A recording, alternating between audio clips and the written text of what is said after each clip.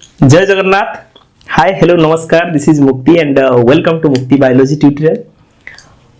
जो पहले वाले क्लास में हम लोग पढ़ चुके हैं कि ह्यूमन में मेल रिप्रोडक्टिव सिस्टम हम लोग डिस्कस कर चुके हैं। प्लीज आप उसको अच्छा से पढ़ लीजिए। आज हम लोग पढ़ेंगे female reproductive system. But before going to this topic, एक ही बात, प्लीज आप लोग जो चैनल है उसको सब्सक्राइब कर दीजिए, लाइक कर दीजिए, share with your friends. So without wasting time, let's discuss about female reproductive system.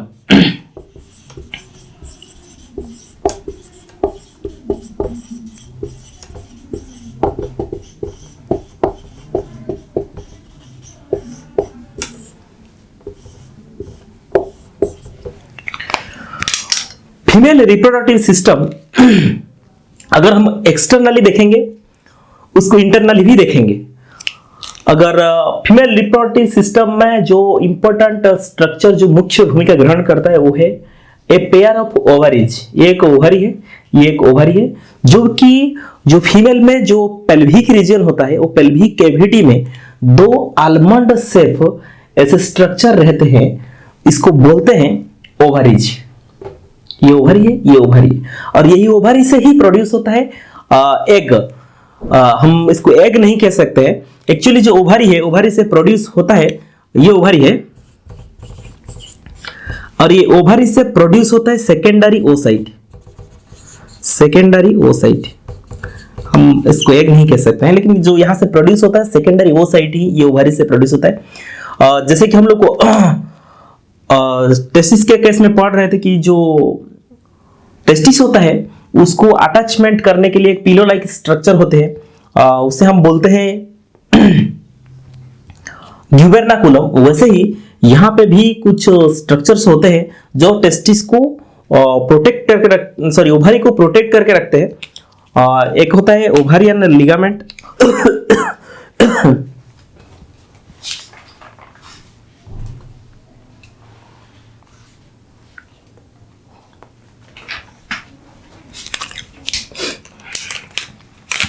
इसे कहते हैं ओवरियन लिगामेंट।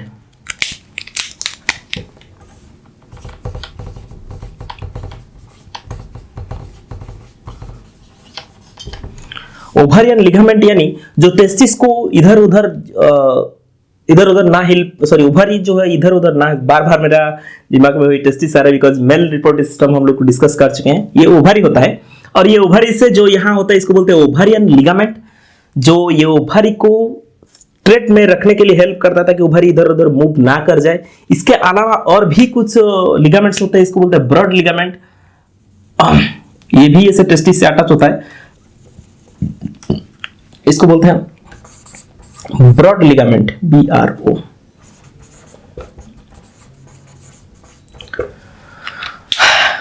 और ये ओवरी से प्रोड्यूस होता है सेकेंडरी ओसाइट। जब ओवरी से सेकेंडरी ओसाइट यहां से प्रोड्यूस होता है, सपोज ये सेकेंडरी ओसाइट है, इसको मैं रेड कलर से दिखा रहा हूं। सपोज ये सेकेंडरी ओसाइट प्रोड्यूस हो गया ओवरी में। अब ये सेकेंडरी ओसाइट मूवमेंट करता है, ये मूवमेंट नहीं कर पाता ऐसे कंटिन्यूअसली एग्जैक्ट प्रोड्यूस होकर ऐसे रहता है, लेकिन उसको लेने के लिए एक फिंगर लाइक स्ट्रक्चर यहां से रहता है, जो कि सेकेंडरी ओसाइट को अंदर लेने में हेल्प करता है। ये फिंगर लाइक फिम्ब्राई स्ट्रक्चर होता है, इसीलिए इसको बोलते हैं फिम्ब्राई। ये फिम्ब्राई क्या करता है कि जो सेकेंडरी ओसाइट है इसको पुल अप करके, पुश अप करके, pull push by the mechanism of, then इसको ये अंदर ले लेता है। ये है सेकेंडरी ओसाइट। अभी ये जो ब्रॉड लाइक स्ट्रक्चर है, जहां अभी ये सेकेंडरी ओसाइट है, एक ब्रॉड लाइक स्ट्रक्चर है, इसको बोलते हैं इनफंडिबुलम। इनफंडिबुलम। अब ये इनफंडिबुलम में सेकेंडरी ओसाइट है। अब ये सेकेंडरी ओसाइट धीरे धीरे धीरे सेल के सिग्नल के वजह से ये धीरे धीरे मूवमेंट करता है, मूवमेंट करके आके यहां पहुंचता है, और इस रीजन को बोलते हैं आम्प्यूला। आम्प्यूला एक ऐसा साइट है जहां फर्टिलाइजेशन होता है। इसको दिमाग में अच्छा से बिठा लो कि फर्टिलाइजेशन कहां होता है, आम्प्यूला में होता है। फर्टिलाइजेशन एम्प्यूला में होता है। एम्प्यूला में फर्टिलाइजेशन होता है। फर्टिलाइजेशन कहां होता है? एम्प्यूला में होता है। और एम्प्यूला का जो ऊपर वाला रीजन है इस रीजन को बोलते हैं इस्थमस। फर्टिलाइजेशन होने के बाद सपोज स्पर्म यहां आ गया, दोनों फ्यूजन होकर धीरे धीरे मूवमेंट करके जाते हैं, ये वाला रीजन को बोलते हैं इस्थमस। और इस सब कलेक्टिवली इसको और इसे सबको कलेक्टिवली बोलते हैं फैलोपियन ट्यूब। ये सबको मिला के जितने मैंने ठीक किया है, ये सबको मिला के बोलते हैं फैलोपियन ट्यूब। यानी यहां से लेकर यहां तक जो भी पार्ट्स है सबको मिला के बोलते हैं फैलोपियन ट्यूब।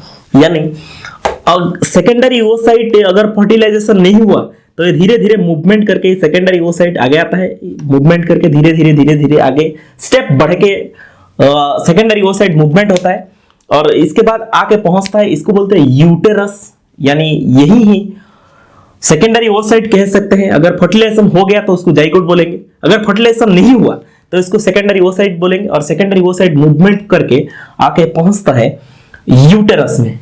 और यूटेरस का ये जो टॉप मोस्ट पार्ट है इसको बोलते हैं फंडस। फूला हुआ पार्ट है, स्वलन पार्ट है, फूला को बोलते हैं फंडस, तो इसलिए यूटेराइन फंडस। Uterine funds. यहां से बहुत बड़ा कैविटी नजर आ रहा है, खाली स्थान है, इसमें कुछ है नहीं, कैविटी लाइक स्ट्रक्चर, इसीलिए बोलते हैं यूटेराइन कैविटी।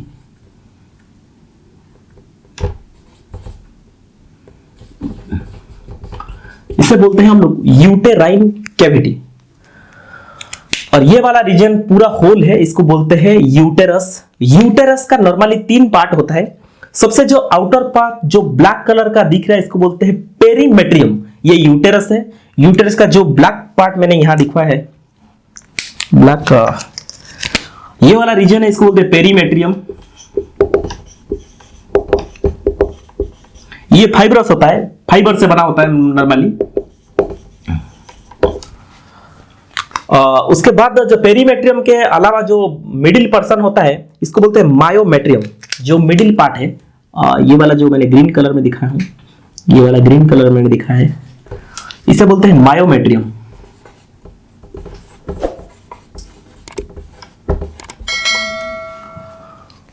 पेरीमेट्रियम जो होता है ये यूटेरस को सपोर्ट करता है, यानी प्रोटेक्ट करने में हेल्प करता है पेरीमेट्रियम। इसके अलावा दूसरा जो होता है मायोमेट्रियम, मायोमेट्रियम हेल्प करता है, जैसे कि सपोज बेबी प्रोड्यूस यानी डिलीवरी के टाइम, डिलीवर के टाइम हो गया तो उसी वक्त क्या होता है, जो मायोमेट्रियम होता है वो कंटिन्यूअसली कंट्रैक्ट करता है, जिसके कारण जो बेबी है यहां अंदर से वो बाहर आने के लिए कोशिश करता है। इसमें क्या होता है, कुछ सेल का सिग्नलिंग होता है, कुछ हार्मोन का चेंजेस की वजह से जो मायोमेट्रियम होता है वो विगरसली कंट्रैक्ट ऐसे करता है जिसके द्वारा जो बेबी है वो अंदर से बाहर आने के लिए कोशिश करता है। यानी मायोमेट्रियम मसल से बना होता है और मेनली इसका जो फंक्शन है ये कंट्रैक्शन होने में हेल्प करता है। मायोमेट्रियम मसल से बना होते हैं। और इसके जो नीचे वाला यूटेरस का लेयर है इसे बोलते हैं हम लोग एंडोमेट्रियम। और एंडोमेट्रियम में ब्लड वेसल्स होते हैं, यानी ब्लड फील्ड कैविटी है, ब्लड कैपिलरीज है, इसको बोलते हैं एंडोमेट्रियम। हाईली वास्कुलराइज्ड, इसमें बहुत सारे ब्लड वेसल्स होते हैं। ये एंडोमेट्रियम है, ये एंडोमेट्रियम है, इससे बोलते हैं एंडोमेट्रियम। एंडोमेट्रियम वास्कुलराइज्ड यानी ब्लड वेसल्स का मात्रा ज्यादा होता है, इसे बोलते हैं हम लोग एंडोमेट्रियम। मैं और एक बार रिपीट कर देता हूं, जो पेरीमेट्रियम होता है फाइब्रस होता है जो कि प्रोटेक्शन करने में हेल्प करता है। उसके बाद जो होता है मायोमेट्रियम होता है, ये कंटिन्यूअसली कंट्रैक्शन होता है जिसके वजह से जो बेबी डिलीवर होते में हेल्प होता है। और जो नीचे वाला लेयर होता है इसको बोलते हैं एंडोमेट्रियम, ये फुल्ली वास्कुलराइज्ड होता है, यानी ब्लड वेसल्स जो होते हैं कंटिन्यूअसली इसमें सप्लाई होता है। सपोज यहाँ फर्टिलाइजेशन हो गया है तो बेबी यानी जो एम्ब्रियो है यहाँ के कंटिन्यूअसली, ये एम्ब्रियो है, मान के चलो अभी फर्टिलाइजेशन हो गया तो एम्ब्रियो यहाँ के अटैचमेंट होता है, इसे बोलते हैं हम लोग इम्प्लांटेशन। अगर यहाँ फर्टिलाइजेशन नहीं हुआ यानी सेकेंडरी ओसाइट आके यहाँ पहुंचा है, अभी तक फर्टिलाइजेशन नहीं हुआ है, तो यहाँ आके एक ऐसे पड़ा रहता है, नॉर्मली अगर ये फर्टिलाइजेशन नहीं होगा तो ये सेकेंडरी ओसाइट बाहर आ जाता है। जब बाहर आता है तो उसके साथ क्या होता है, जो ये ब्लड वेसल्स होते हैं, ये ब्लड वेसल्स रप्चर हो जाते हैं। ब्लड वेसल के साथ साथ ये जो सेकेंडरी ओसाइट से ये बाहर आ जाते हैं, तो इसे बोलते हैं हम लोग मेंस्ट्रुएशन साइकिल। मेंस्ट्रुएशन साइकिल में अगर फर्टिलाइजेशन नहीं हुआ, सेकेंडरी ओसाइट के साथ साथ ये जो ब्लड वेसल्स है ये रप्चर हो जाते हैं। रप्चर होने के बाद ये दोनों बाहर आ जाते हैं। नॉर्मली इसको बोलते हैं हम लोग मेंस्ट्रुएशन साइकिल। और जो मेंस्ट्रुएशन साइकिल होता है वो नॉर्मली 28 डेज में होता है। कैसे होता है वो हम लोग आगे डिस्कशन करेंगे, लेकिन अगर इतना याद रख लो, अगर फर्टिलाइजेशन नहीं हुआ तो सेकेंडरी ओसाइट के साथ साथ ये बाहर आ जाते हैं। इसे बोलते हैं हम लोग मेंस्ट्रुएशन साइकिल। हर एक 28 डेज में एक मेंस्ट्रुएशन साइकिल होता है। सपोज ये एक सेकेंडरी ओसाइट यहां से निकला, 28 डेज हो गया, फिर ये स्टॉप हो जाता है, फिर 28 के दिन के आगे फिर ये यहां से सेकेंडरी ओसाइट रिलीज होता है। ऐसे करके 28 का डिफरेंस रहता है मेनली। इसके बाद होता है इसको जहां से सेकेंडरी ओसाइट, ये यूटेरस, ये वाला आगे वाला रीजन है। अगर मैं आपको एक इसे बोलते हैं यूटेरस सर्विस। यूटेरस सर्विस इसे बोलते हैं। यानी यूटेरस का नीचे वाला जो पार्ट है, ट्यूब लाइक थोड़ा सा स्ट्रक्चर है, इसे बोलते हैं यूटेरस सर्विस। और यूटेरस सर्विस या आगे ओपन हुआ है वेजाइना में। ये वाला रीजन जो है इस वेजाइना, और ये कैनाल लाइक स्ट्रक्चर है, इसे यूटेरस कैनाल भी बोलते हैं। ये वाला एरिया कैनाल इसको बोलते हैं, लेकिन ये ओपन हुआ है वेजाइना। वेजाइना का आगे जो एक कवरिंग लाइक स्ट्रक्चर है, इसे बोलते हैं हम लोग हाइमेन। इसे कहते हैं हाइमेन। और जो ये हाइमेन होता है, ये हाइमेन शो करता है, एक सेकंड,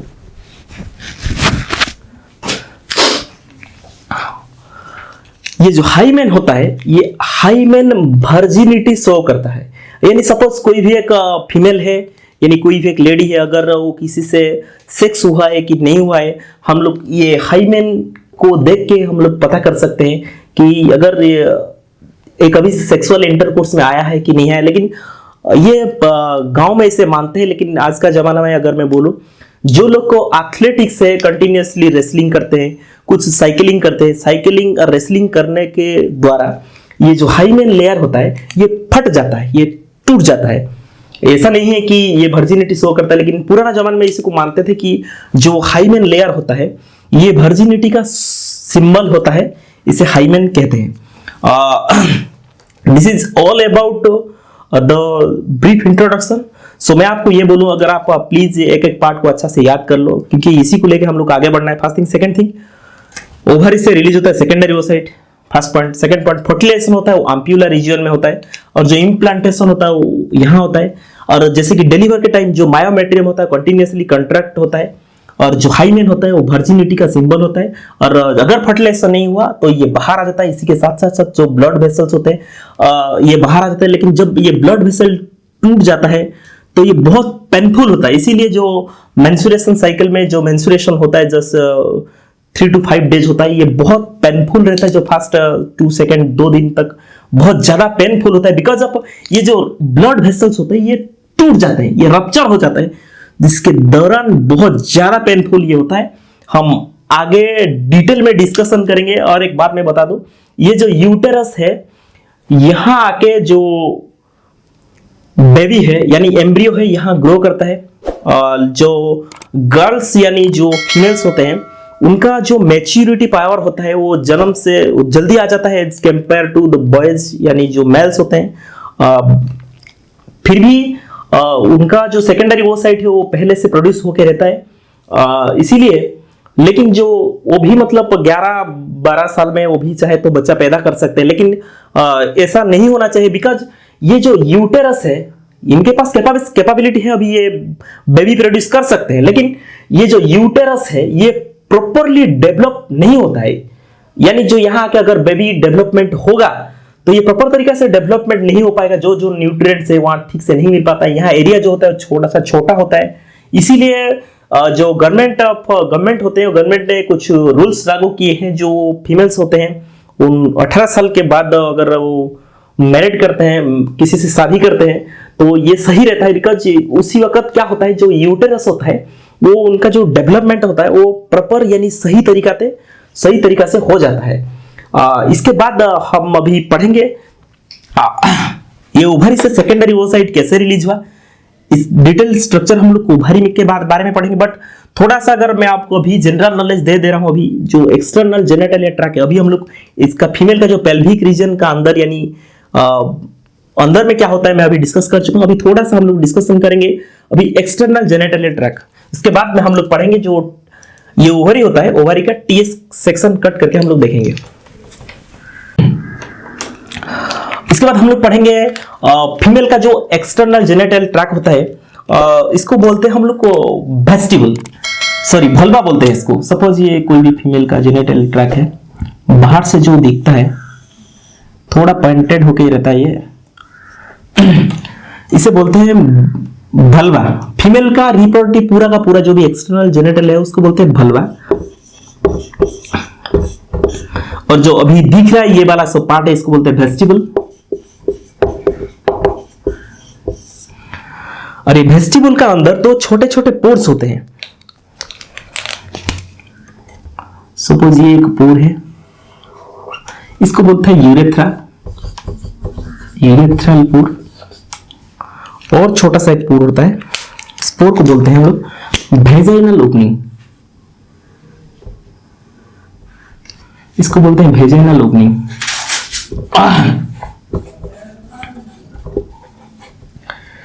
इसे बोलते हैं हम लोग वेजाइनल ओपनिंग। टोटल पार्ट जो होता है फीमेल रिप्रोडक्टिव सिस्टम उसको बोलते हैं हम लोग भल्वा।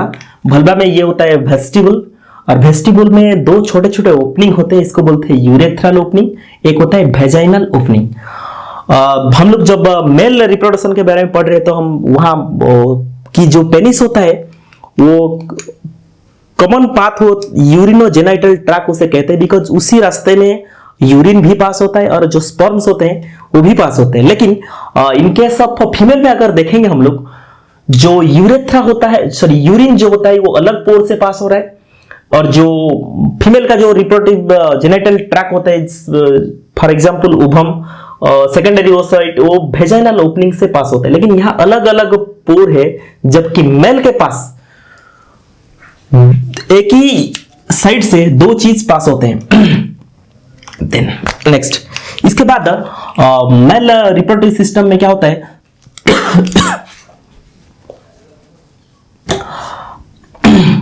ये वेस्टिबल को कवर करके, सपोज ये जो यहाँ वेजाइनल ओपनिंग है और ये वेजाइनल ओपनिंग का ऊपर ही एक थीन मसल का एक लेयर बन के रहता है, जिसे हम कहते हैं हाइमेन, इसे हम कहते हैं हाइमेन। और ये जो हाइमेन होता है ये वर्जिनिटी का शो करता है। और हाइमेन का ऊपर एक छोटा सा पोर रहता है, इसको बोलते हैं वेजाइनल पोर। इसी के द्वारा जो मेंस्ट्रुएशन जो भी फ्लो होता है इसी के दौरान वो बाहर निकल जाता है। लेकिन जब सेक्सुअल इंटरकोर्स के दौरान जो ये हाइमेन रप्चर हो जाता है, वो उसके बाद एक एरिया बन जाता है जिस कारण वो बाहर अच्छा से आ सके।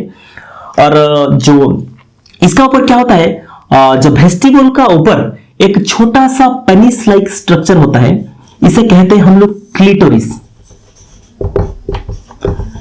जब हम मानते थे कि मेल में पेनिस होता है, फीमेल में पेनिस नहीं होता है, ऐसा नहीं होता है। इवोल्यूशन के दौरान ये मानते हैं कि जो फीमेल में भी पेनिस होता है, जिसे हम लोग को क्लिटोरिस के नाम में जानते हैं, और धीरे धीरे इसका कोई जरूरत है नहीं, इसीलिए ये बहुत छोटा सा है, इसको बोलते हैं क्लिटोरिस।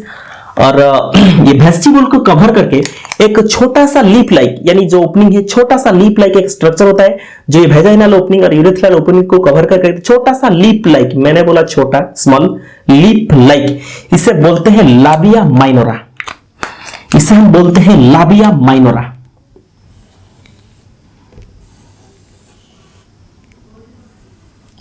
और ये लाबिया माइनोरा छोटा सा सोलन पार्ट रहता है उसका टिप में, इसको बोलते हैं हम लोग प्रीपियस,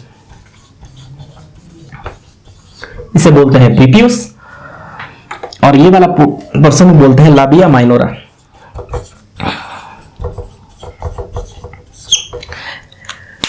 लाबिया यानी लीफ लाइक, छोटा सा लीफ लाइक होता है। माइनर यानी बहुत छोटा, ऐसे कवर करके रहता है। और इसका ऊपर और एक लेयर रहते हैं, इसे बोलते हैं लाबिया मेजोरा। एक बड़ा सा लीफ लाइक स्ट्रक्चर रहता है जो पूरा का पूरा कवर करके रहता है, इसे कवर करके रहता है, इसे बोलते हैं लाबिया मेजोरा। इसे बोलते हैं लाबिया मेजोरा। और ये लाबिया मेजोरा का ऊपर प्यूबिक रीजन में small tiny hairs like structure develops होते हैं, इसे बोलते हैं प्यूबिक हेयर।